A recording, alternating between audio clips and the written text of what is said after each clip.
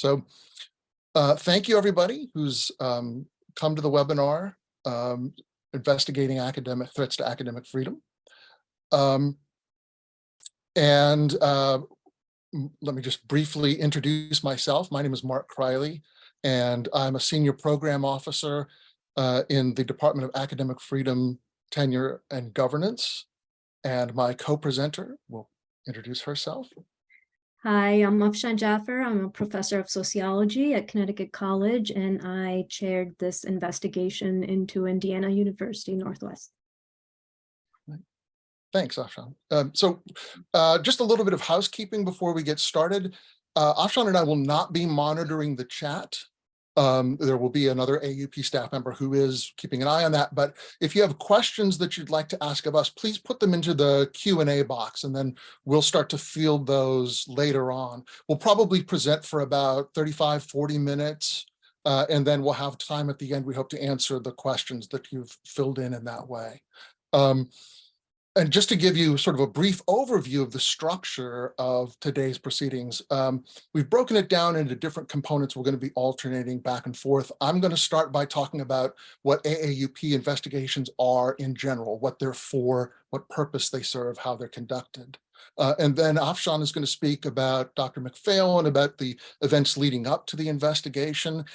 Then we'll switch back to me. I'll talk about the AAUP's involvement in the case and the relevant standards that are implicated in Dr. McPhail's adverse treatment. And then Afshan will talk about what the investigation revealed, and we'll conclude with some takeaways, some sort of finishing thoughts. Let's get underway by talking a little bit about what AAUP investigations are. So this is what we've just finished and published the results of at IUN. And so I wanted to give it a little sense of, give you a sense of what these kinds of enterprises are and why it is that we do them. Get a lot of people who are writing to us in the Department of Academic Freedom, Tenure, and Governance who are asking for investigations. I want to give you kind of a sense of how they proceed and the purposes that they serve, what we're trying to do with them. So investigations always start with an inquiry to the staff of the AAUP. You can write to us at academicfreedom@aaup.org. That's the address for my department where we receive inquiries about our standards. And so an investigation will start with somebody, a faculty member or a faculty governance body, contacting us because they believe that our normative standards may have been violated. Something that they found in the Red Book or in one of our relevant statements that seems not to have been observed in their treatment. And it's not necessary that the standard be one that's actually reflected in the institution's regulations. Our purpose is to promulgate and advocate for our regulations in general. So we're not deferring to the institution's faculty handbook or CBA. And so once a faculty member has contacted us, we ask them to share their narrative, talk about what happened to them and relevant documents that are connected to the incident in order that we might determine whether our standards really are implicated. And if they are, if it appears that they've been treated adversely in violation of our standards, then we will typically open a case, we call it. We'll write to the administration, usually to the chief executive officer, the president or chancellor, and we will then explain our understanding of events based on our correspondence, and we'll ask for their version of events, and we will explain relevant AAUP standards and how they might have been violated given what we've learned about the case, and then we will propose and urge upon them a resolution that complies with those standards. And so even though we're intervening at the request of a faculty member, really what we're doing is intervening on behalf of our standards, urging that they be observed in the case in question. So once that exchange starts, there's sometimes some back and forth with the administration, sometimes not, sometimes there's silence, sometimes our efforts, and those are the faculty members and people on the ground at the institution, manage to resolve the situation. In other cases, that doesn't happen. And so in some especially egregious and precedential kinds of cases, the AAUP's executive director, Julie Schmid, will authorize an investigation into the case we've been communicating with the administration about. And what that involves is the appointment of an investigating committee of 2 or 3 AAUP members who don't have any connection to the case. And Afshan was the chair of the investigating committee concerning Indiana University Northwest. And then once the committee is composed, we will brief them, write to the administration, let them know, of course, that the investigation is happening, and then we'll arrange for the committee to do a site visit, either in person or virtual, where the aim is to interview and gather information, speak to anybody who might have relevant perspectives to share. Then, once the site visit is concluded, the investigating committee prepares a report, which then goes to the relevant committee, standing committee of the AAUP. If it's an academic freedom or tenure case, as was the case with Dr. McPhail, then it would be going to Committee A on Academic Freedom and Tenure. If it's a governance body that's complaining about violations of our governance standards, then it would go to the Committee on College and University Governance. And then they approve the investigating committee's report, and it's circulated to the principal parties for their comments and corrections. We get feedback on that, and then the staff revise the report, and it's published on the web page and in the bulletin, the AAUP's bulletin over the summer. Once it has the report, the relevant committee will consider whether to recommend the imposition of censure in cases of administrations who have violated standards of academic freedom and tenure, or sanction in the case of violations of our governance standards. And then the decision goes to council. Based on the recommendation of that committee, they decide whether to place them on the corresponding list of censured or sanctioned institutions.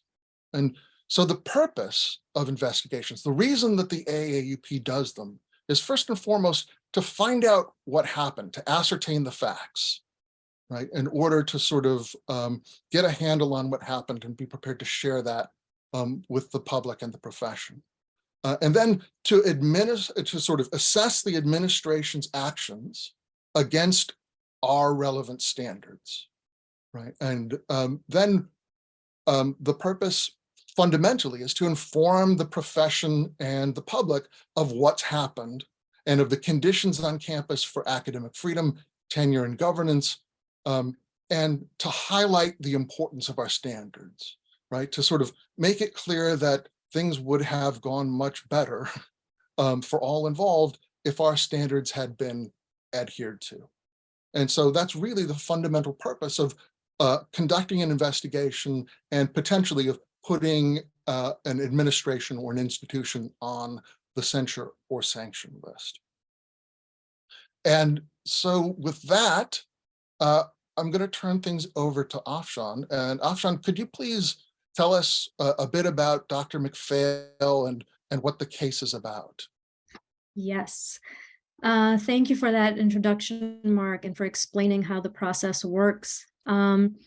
I apologize in advance if you hear some background noise. I have a wildcat climbing the curtains in this room. So let me get started with this particular case. One of the things that you may have picked up as Mark was speaking, and I want to clarify again, because this is a question that comes up when we're doing investigations, is that we don't work for the AAUP. So the investigators are faculty members from across the country, and people are often surprised to hear that when we go in and start asking them questions. They often say, well, your office has this information or that information, and we have to clarify, well, we don't work for the AAUP. We are independent faculty who have been sent in to assess the case.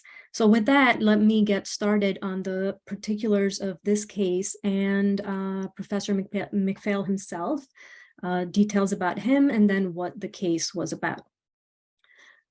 So Dr. Mark McPhail holds an MA from Northwestern University in Performance Studies and a PhD in Rhetoric and Public Address from the University of Massachusetts Amherst. He joined Indiana University Northwest in 2015 as Executive Vice Chancellor for Academic Affairs, EVCAA, that's their Chief Academic Officer. He served then under Chancellor William Lowe. They have a new chancellor in place now. He was at the same time that he was appointed EVCAA, he was also appointed as a tenured professor of communication. And so he resumed his position as a tenured professor and as EVCAA in 2015, or he assumed that position in 2015. Prior to coming to IUN, he had a 27-year history of faculty and administrative appointments at other institutions. In 2021, Professor McPhail was dismissed from IUN without a dismissal hearing prior to that decision. The stated reason given by the administration being that he had made threats of physical violence. Since the investigation and the details of this case also center on race, I'll mention that Professor McPhail belongs to the 3% of full-time professors in academia who are Black men. So that's the background on Professor McPhail, but I'll go into now what happened at IUN from 2015 to 2021. So since the case spans several years, it's a little bit dense. So I'm going to walk us through a chronological accounting of events first. Professor McPhail's term as Executive Vice Chancellor of Academic Affairs was pretty brief and frustrating. He had a difficult working relationship with then Chancellor Lowe, who he believed denied him the authority and independence that he needed to really do his job well.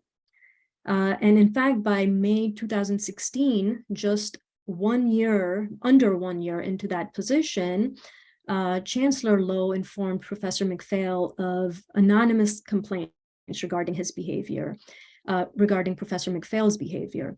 He claimed that some faculty were complaining that Professor McPhail was quick to anger or impatient, or that he did not listen, and also that people were scared of him. Professor McPhail resigned from his position at that point, and this is something he had already tried to do once before, just a few months into that position. But the chancellor at the time didn't accept that resignation, and Professor McPhail stayed on. At this point, Professor McPhail resigns, and the chancellor accepts that resignation.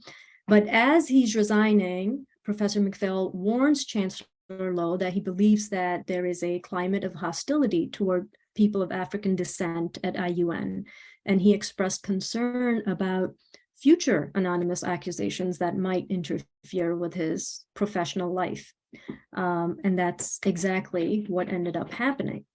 After stepping down, Professor McPhail taught for a year at IUN, and then he left for a 2-year position at Indiana University Bloomington. He returned from his position in 2020 to continue teaching at IUN. But throughout his time, after he stepped down from the EVCA position, he had been raising concerns about the racial climate and governance at IUN. He had lodged some formal and informal complaints with the Equal Employment Opportunity Commission. And he continued to do that during his time in Bloomington and after he returned, raising concerns where he thought they needed to be raised. And so it seems clear by summer of 2021, right, he returns to teach in 2020. So at the end of that academic year, by summer of 2021, it's clear that the administration is looking for ways to get rid of Professor McPhail. By August of 2021, Dean Clayman of his school, who himself had been the subject of one of Professor McPhail's complaints, along with EVCAA Roman Lagunas, informed Professor McPhail that he was being suspended from teaching for that semester and that his salary was being reduced by 75%.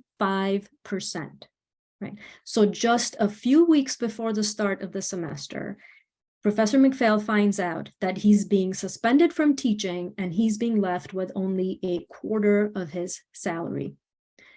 This action against him was based on some very ambiguous teaching performance data that is not generally used for such kinds of sanctions.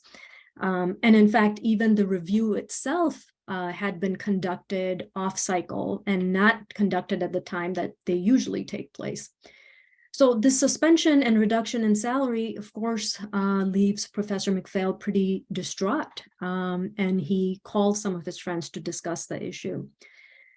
The conversations that he had with his friends touched on his views and his scholarship on racism and the history of systemic racism in this country. His colleagues on his behalf tried to convey his distress and his views on racism to some members of the administration. Now, because the administration never revealed who exactly had warned them that Professor McPhail was threatening violence against white people, it appears that it is these particular conversations that were twisted into an accusation of violent behavior. On September 16th, 2021, just 3 days after Professor McPhail has filed an appeal of his suspension, police officers delivered notice at his house in Wisconsin that his appointment was being terminated due to him having made threats of physical violence on more than one occasion. The Faculty Board of Review at IUN, which is a faculty committee that hears appeals, heard his appeals for suspension and dismissal and found in his favor in both cases and believed that he had not been given due process, even according to IUN's own policies. But the administration rejected the recommendations of the Faculty Board of Review both times.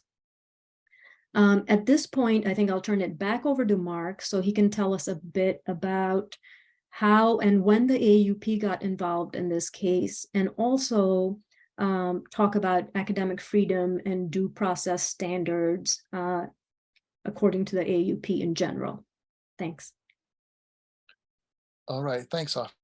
So the AAUP, by which I mean the staff who are on the receiving end of the academicfreedom@aaup.org email address, we got involved in Professor McPhail's case fairly early on. In August of 2021, he wrote to us about his summary suspension and wanted advice about whether that action was consistent with our standards.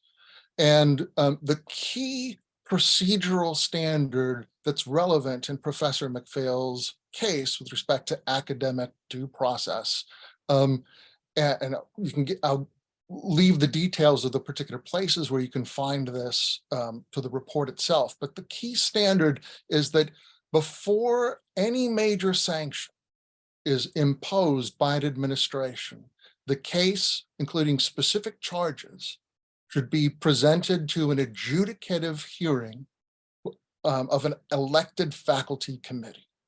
And at that hearing, the administration bears the burden of demonstrating adequate cause for the action by a standard of clear and convincing evidence. That's essential, the AAUP holds, in order to prevent administrative violations of faculty members' academic freedom. That is, especially once somebody has received tenure, but even before they've received tenure, when we're talking about termination from a term appointment, the administration needs to make the case before a kind of drastic action like that is imposed, that it really is warranted in order to prevent faculty members from being dismissed for, say, unpopular speech on issues of public concern, or for controversial teaching, or for their criticisms of the institution's administrations and its actions. And dismissal, of course, is a severe sanction, and so too is suspension. So when Professor McPhail contacted us in August of 2021, we wrote to the administration to tell them about our standards, to inform them that suspension from faculty responsibilities is a severe sanction, and so it needs to be preceded by that kind of a hearing. And that's true whether the suspension is partial or total, and whether it's with or without pay. And this is very different from a mere opportunity to appeal, to challenge on procedural grounds or something along those lines, to contest the administration's action in a case where the faculty member bears the burden of demonstrating that the action ought to be lifted. It has to be a hearing where the faculty member is presented with the charges and the administration demonstrates to an elected faculty committee adequate cause.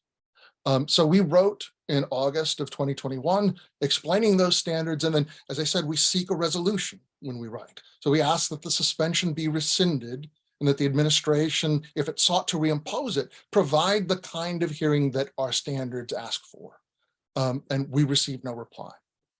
Then in September, Professor McPhail informed us of his summary dismissal and asked for our advice. We wrote back to him and told him that the same standards apply, that he was entitled to an adjudicative hearing where the administration bore the burden of proof. We provided, information to him about those standards. And it was unclear at that point what sort of hearing Professor McPhail was going to receive. It was clear that it wasn't going to be a prior hearing, as our standards require, but it wasn't clear who was going to bear the burden of proof. And so what happened was Professor McPhail was passing along the advice that we were providing to the relevant committee, and he was also, I believe, seeking a resolution through other means. And it really was sort of up in the air, unclear at least to the staff, and I think to Professor McPhail as well, what sort of hearing he was going to be provided with. But by April of 2022, it became clear that Professor McPhail was not going to get the sort of hearing to which he was entitled, and that the issue was not going to be resolved through other means. So at Professor McPhail's request, we wrote to the administration conveying our concerns, and again, we received no reply.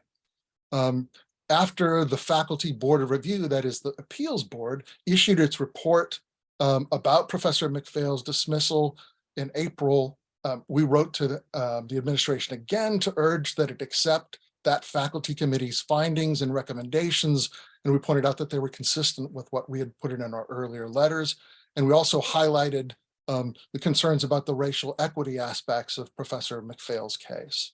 And at that point, the administration responded, although they declined to comment in detail because they cited the fact that at that point, McPhail had a pending legal complaint against them. But it said without elaboration that it disagreed with our account of events and declined to go further than that. And so at that point, in May of 2022, Executive Director Julie Schmid authorized an investigation and appointed the investigating committee consisting of Afshan, my co-presenter, Monica Black at University of Tennessee, Knoxville, and Professor Valerie Johnson from DePaul University, all of whom deserve the association and the profession's undying gratitude for the work that they carried out. And so then we arranged for a virtual visit to interview the parties and to try to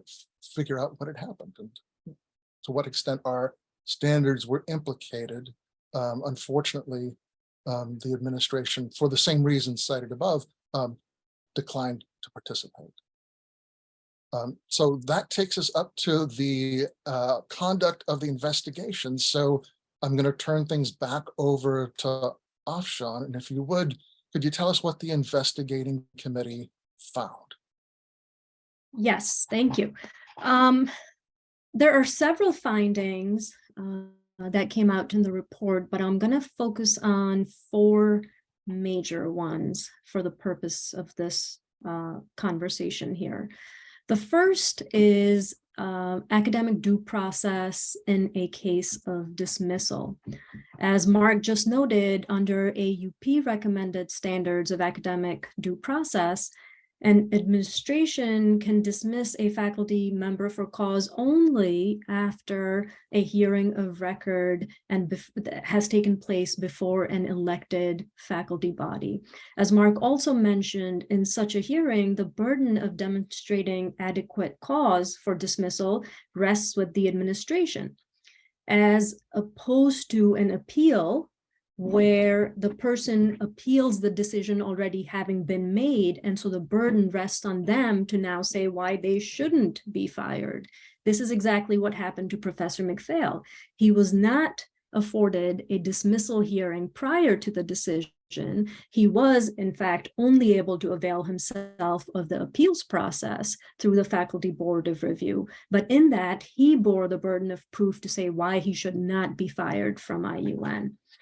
The one way to think about this is how Professor McPhail put it to the investigating committee.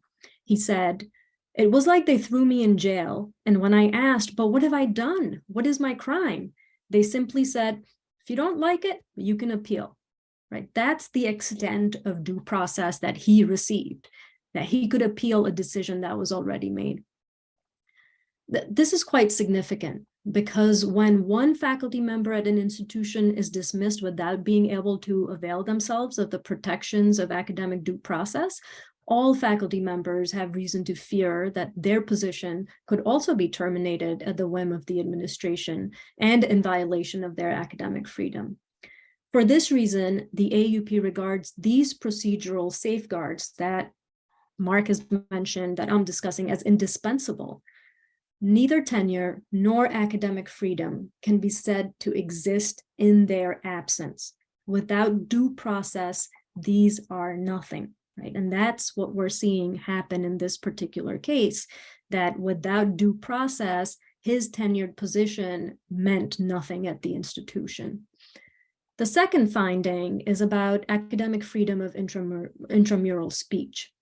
The administration's stated basis for dismissing Professor McPhail was that he had, as I said, threatened physical violence against white people. The committee found no evidence for this claim.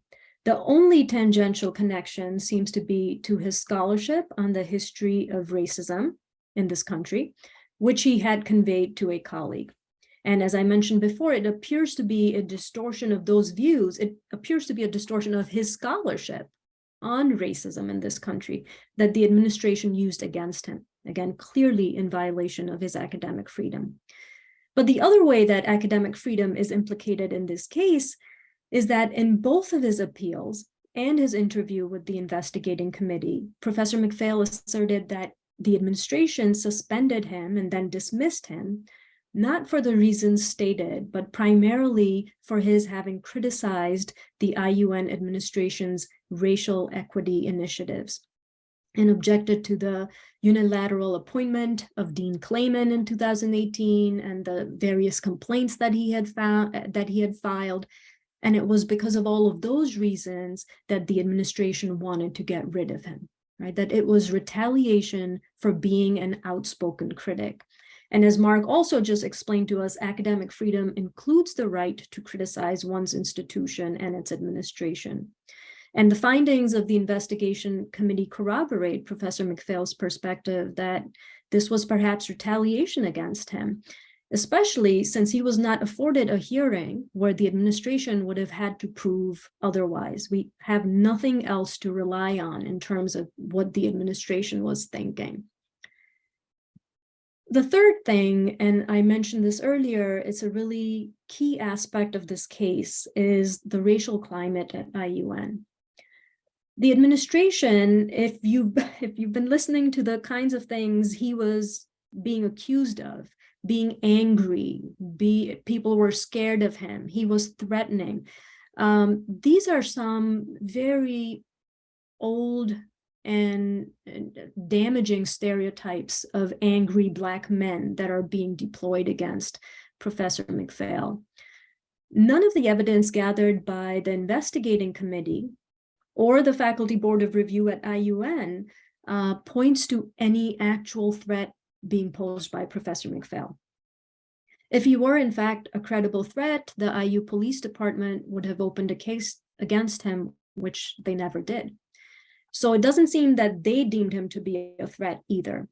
And most of the people who the investigating committee interviewed described Professor McPhail as relatively mild-mannered but direct. We kept hearing something to that effect when people described him. One interviewee even said he had a soothing quality to him when he spoke. None of this squares with how the administration portrayed Professor McPhail. Most of the people who the committee spoke to believed that this was an act of outright racism against Professor McPhail. As someone said, it was out of the 1950s how they went after a Black man on this campus. So beyond the specifics of his particular case, our interviewees also pointed to a tense racial climate on campus and between IUN and Gary, where IUN is located. They also pointed to many faculty and administrators of color who have left IUN over the last several years and expressed concern for the remaining untenured faculty of color on that campus. Some of our interviewees also expressed concern for administrators of color who want to shake things up because they don't want to do things the way that they've been done in academia to the advantage of faculty and administrators of color. And one of them said when that happened, when Professor McPhail, who wanted to shake things up, brought his ideas forward to the faculty, it was a group of white faculty members who opposed him. And he said that this is not unusual. We see that kind of pattern. So clearly the issues of race go beyond just Professor McPhail and his particular case. There is a tense racial climate that IUN will need to address moving forward. The last conclusion of the report that I'm going to touch upon here is the climate for faculty governance at IUN. The investigation was primarily concerned with issues of academic freedom and due process, but it's often the case that academic freedom and governance go hand in hand. And that's exactly what we saw at IUN as well. The most prominent example of that is that an elected faculty appeals committee, the Faculty Board of Review that I've mentioned here before, on 2 occasions concluded that the IUN administration's actions against Professor McPhail were illegitimate and should be rescinded. Even though on both of those occasions, I'll emphasize again, the burden of proof rested on Professor McPhail and not the administration. And even under those conditions, the Faculty Board of Review ruled in his favor. But in both of those instances, the administration rejected the committee's recommendations, apparently without providing the Faculty Board of Review any opportunity to respond before the matter was closed, or in the case of the dismissal, went to litigation. There were other instances of damaged governance mentioned by some of our interviewees as well. These included the unilateral creation of the School of the Arts, the elimination of its 3 department chairs and the appointment of its dean, Dean Clayman, who I mentioned earlier, without a search or any input by faculty representatives. These are just some of the things that people pointed to as part of a generally deteriorating climate for faculty governance there. People also mentioned a climate of fear and retaliation, and that probably explains why most of our interviewees did not wish to be named in the report. And in fact, they explicitly told us that they feared retaliation should it get out who is speaking to the investigating committee. So the committee thus concluded, for all of these reasons, that the conditions for governance at IUN are unsound, and it could be that unless there is some sort of intervention here, that they will continue to deteriorate. So those are the major conclusions from the report and the investigating committee. I'll ask Mark if you want to add anything regarding the report before we move to our takeaways, anything that I overlooked? I think you've ably addressed your committee's findings. So, you want to start us off with some takeaways then? Sure. I mean, I would once again highlight the extent to which an investigation like this reveals the importance of adhering to AAUP recommended standards. And so it's, I mean, you can't say for certain how things would have turned out if Professor McPhail had been afforded the kind of hearing to which he was entitled under our standards, with suspension and then with dismissal. No one can say for certain how it would have gone, but the fact that even without carrying, even with carrying the burden of proof, that a faculty review board found in these cases in McPhail's favor suggests that had that process been followed, an altogether different result might have come about, which is important because it's protective of academic freedom, and it also is primarily the responsibility of the faculty to make determinations about hard questions concerning faculty status, that is, especially as they relate to academic freedom.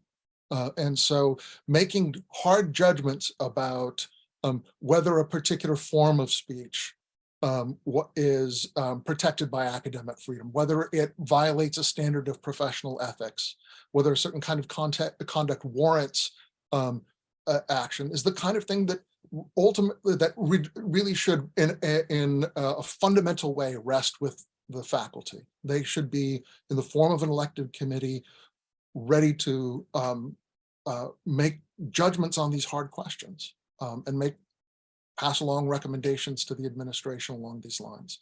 And I think that Professor McPhail's case might well serve as an indication of the kinds of things that can result when a severe disciplinary action isn't subjected to that kind of scrutiny before it's taken by the administration. I'll add to that, that yes, absolutely, go check your policies, see what's in your faculty handbooks, see what's missing, and especially policies around dismissal, suspension, academic freedom, they need to be in your handbook. They need to be in your handbook. And as Mark said, those are difficult decisions for faculty to take on, difficult policies for faculty to take on. At the same time, you want to have those policies in there for exactly when things like this happen. I know sometimes we shy away from those difficult decisions and we're like, we'd rather have somebody else make them. But this is exactly why you want a committee of your peers giving you the opportunity to have a hearing, for the administration to have to make a case to a committee of your peers, right? Why they want to take a certain action against you. I'll add to that policies are really important and really necessary, good policies to have, and yet they're not going to be sufficient to address some of the things that we've seen come up in this report, and even other reports like the UNC report from last year. What I mean by that is the climate around race and the climate around people who criticize the administration or actively oppose certain actions of the administration. A lot of the times on college campuses, that kind of work may be falling on faculty of color or those who don't have the kind of protected status, contingent faculty, right, that tenured full professors on campuses have. And they are the ones who are most vulnerable, right? They're the ones who have a view of the institution that people who are well-established don't. Their views are going to tell you something about the institution that you may not have considered. And so when they speak out, they do so at a considerable risk. But what we're finding is that we have these tensions on campus where faculty of color speaking out may be seen as adding to divisiveness on campus or, harming like campus unity or all these other ideas that we have of all of us, being on one team, which sounds good in theory, but there are divides that we need to acknowledge, and there are experiences that are very different. So we need to actively work on our campus cultures along with having really, really good and thorough policies in place.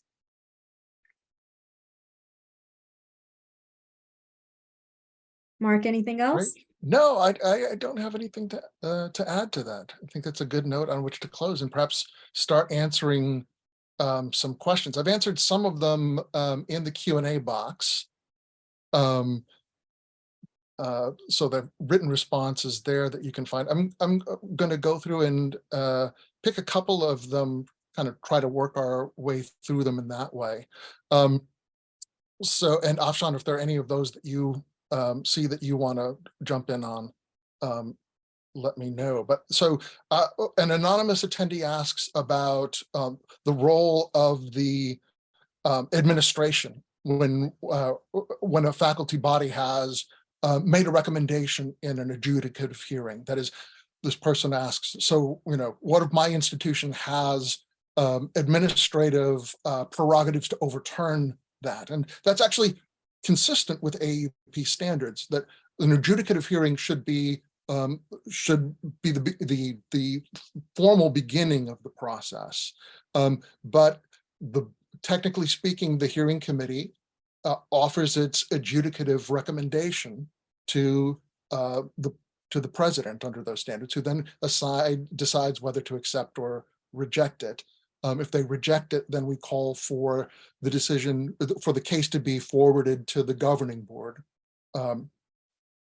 and for discussion to continue in that way. So what's the safeguard there? Well, as I mentioned, the primacy of the faculty in these areas is essential. That means that they should get it first. And it also means that their views, their recommendations on disciplinary matters, faculty status, and any other area that's a domain of primary faculty responsibility should be given wide berth by the administration. So the standard in the statement on government of colleges and universities is that in areas like this, the administration and board should accept the faculty's recommendation, except in rare occasions and for compelling reasons. And so compelling reasons doesn't just mean we disagree, right? It means that there need to be really strong considerations that are then put into writing, communicated to that hearing committee, explaining why they are making that determination, and the committee should be given the chance to respond. I'd mentioned before that our department also fields governance complaints. The sort of thing that we have in mind there is a committee that regularly finds that its determinations are being overturned by an administration without good reason could consult us, and that would be the kind of complaint that we would handle under the heading of governance, right? Then the individual faculty member isn't the complainant in that case. It's the governing body who's not been being accorded appropriate deference. Okay. Let's see. Another participant asks, does IUN not have a chapter of the AAUP? They don't. And is that why National got involved? Not necessarily. I mean, we've certainly, the presence or absence of a chapter will make a difference in terms of the resources that we have available on campus, but we get involved in cases where there's a chapter present, where there isn't one. It really has to do with the kind of criteria that I mentioned above, whether there's really a serious, apparent violation of our standards. And that's the point at which the National will decide to get involved.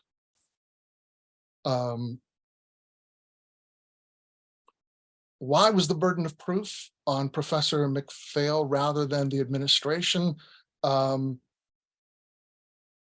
That's because of the particular kind of hearing that he was afforded.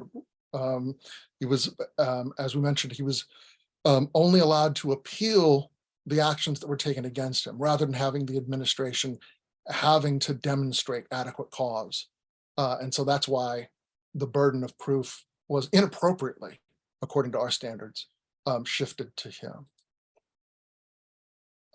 Afshan, are there any that you wanted to jump in on? No, Mark, Keep you're, rolling. it looks like a lot of them are for you, so I'll jump Okay. in if it seems Uh, appropriate. Okay, good. So here's an excellent question from an anonymous attendee, asking about suspension as a kind of safety precaution before a hearing might take place. And that is something that our regulations do countenance, that there might be cases where somebody poses a threat of immediate harm to themselves or others that warrants that kind of preventative rather than disciplinary suspension. That is the kind of thing that can, of course, be abused. That's why we hold that it ought really to be a case where there is immediate threat of physical harm to somebody on the campus.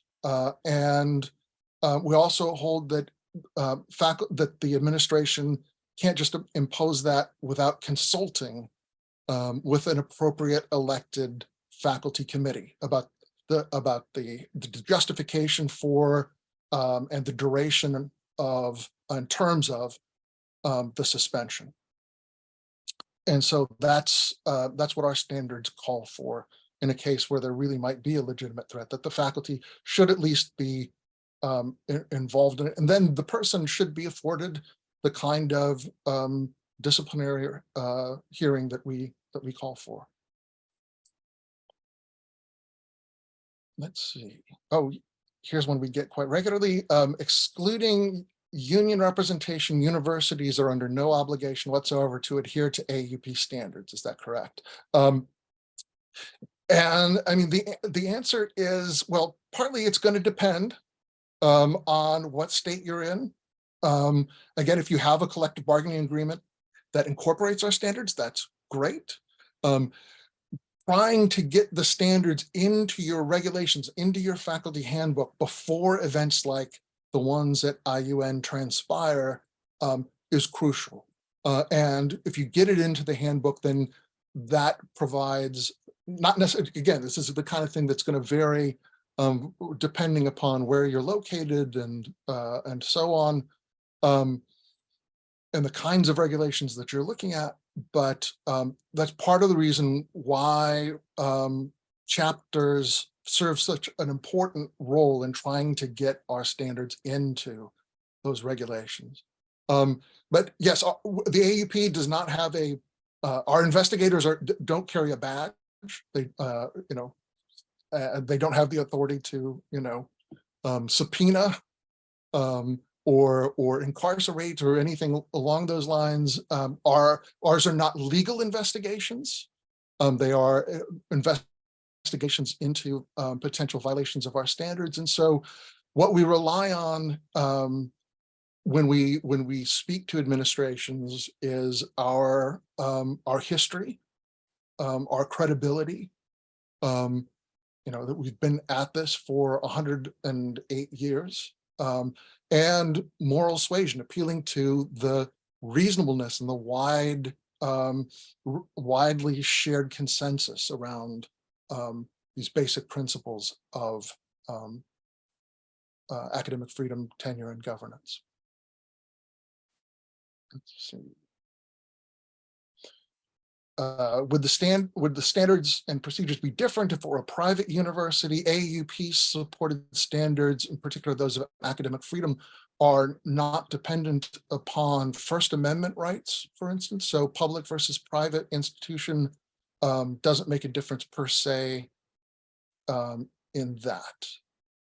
And the procedures and standards will vary greatly from institution to institution, along a number of different sorts of lines, among which private versus public is only one.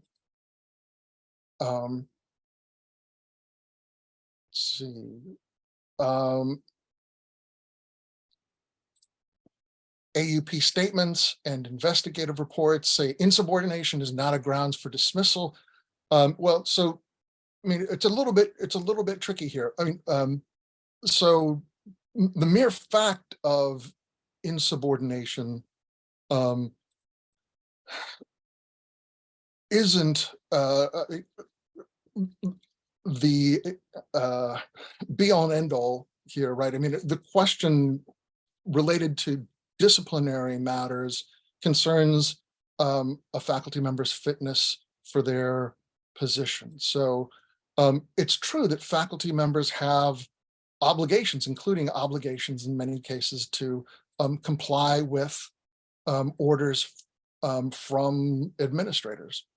The question is whether the mere insubordination constitutes grounds for action, except, and the answer, I think, for us is that it has to be seen through the lens of somebody's fitness for their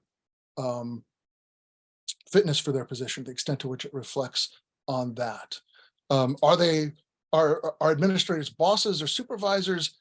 I think the answer is, the key element here is that faculty members are not mere employees, and in areas of faculty primary responsibility, like the curriculum and so on, faculty judgment needs to be given, the judgment of the faculty needs to be given wide deference, I would say. Mark, can I just add Yeah. something there quickly Sure. about insubordination?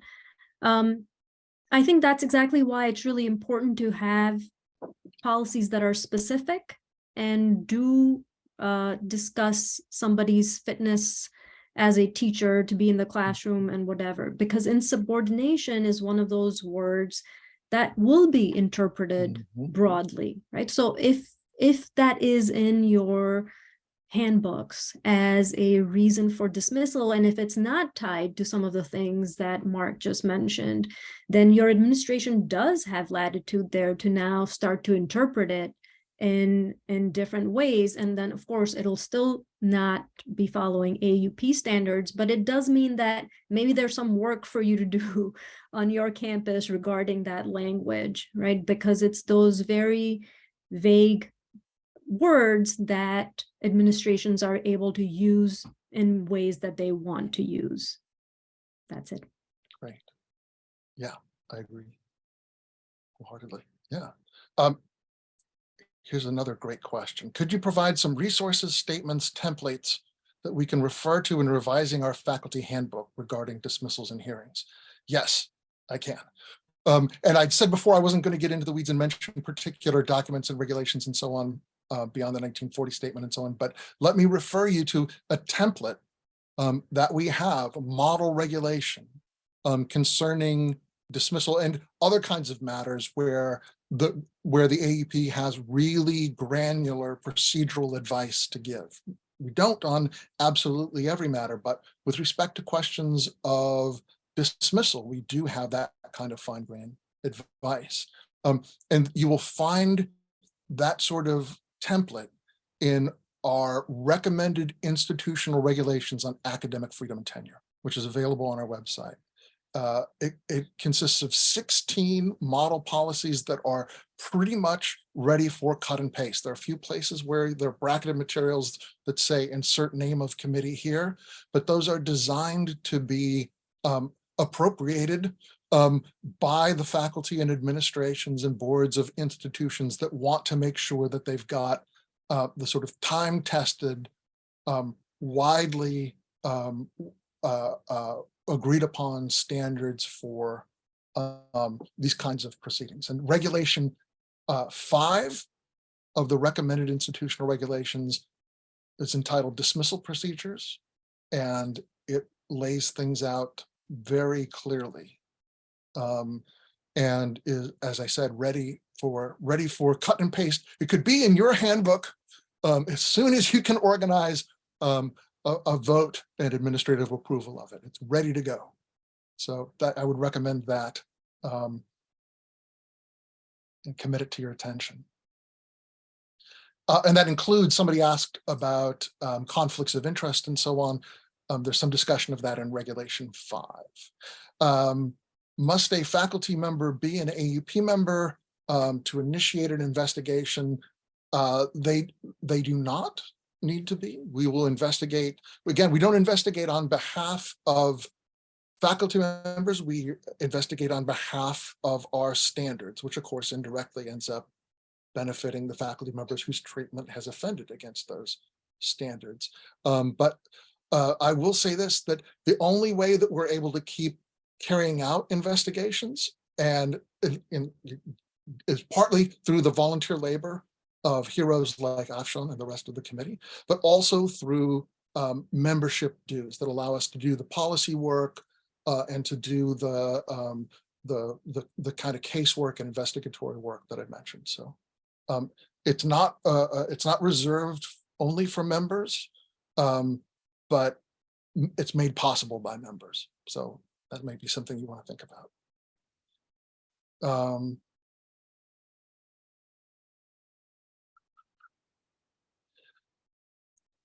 Yeah, so what if a president consistently, repeatedly rejects an elected faculty committee's recommendations? Then that's a case where I would encourage that elected faculty committee to reach out to staff at academicfreedom@aaup.org for conversation about a potential governance complaint.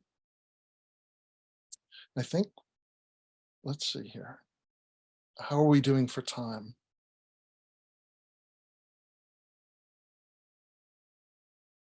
Okay. I think we have 2 or 3 minutes more.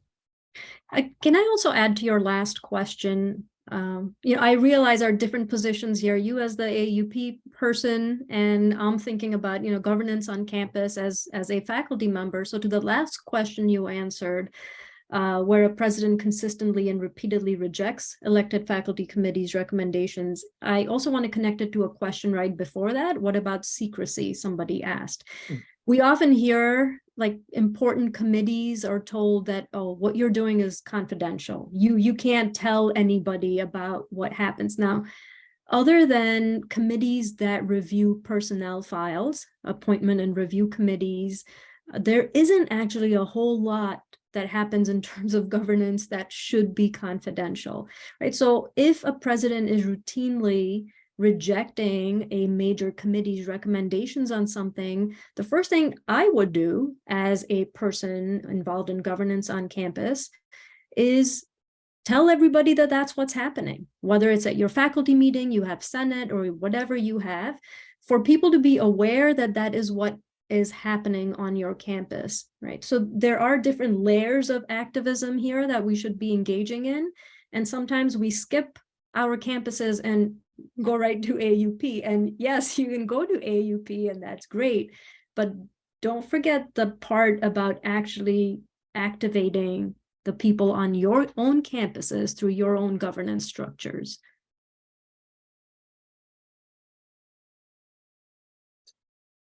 Great.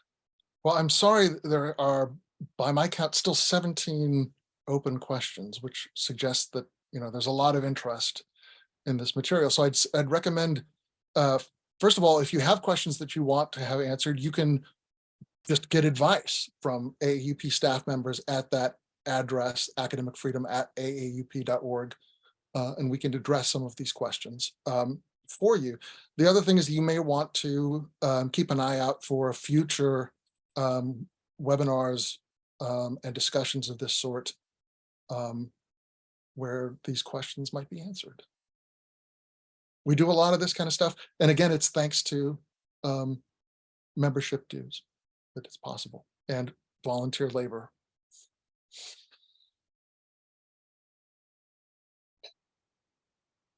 All right. Well, that takes us to the end of the hour.